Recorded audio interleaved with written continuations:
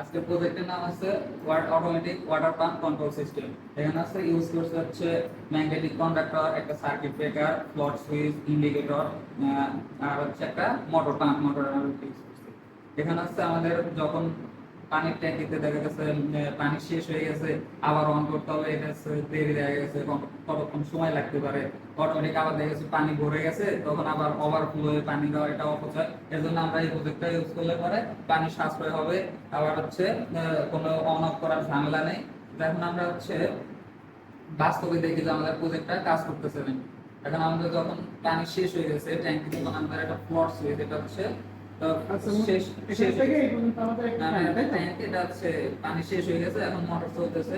যখন পানি ফ্লো যখন ভরা শেষ হবে ট্যাঙ্কিটা, তখন হচ্ছে আস্তে আস্তে ফ্লট সুইচ করবে, অটোমেটিক্যালি মোটর অফ হয়ে থাকবে।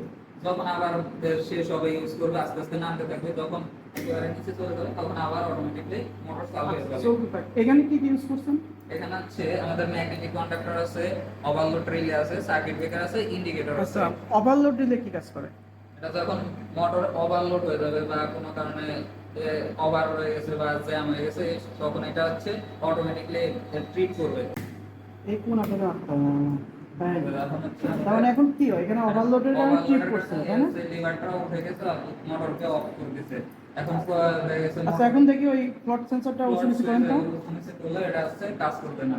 যতক্ষণ না এখানে মোটরের বা কোনো সমস্যা এটা সলভ না করবো, ততক্ষণ এটা কাজ করবে না। যখন সলভ করা হবে, তখন আমরা যখন এটাকে নিচে নামাই দিব, তো লিভারটাকে নিচে নামাই দেবো, তখনই মোটর অন হবে।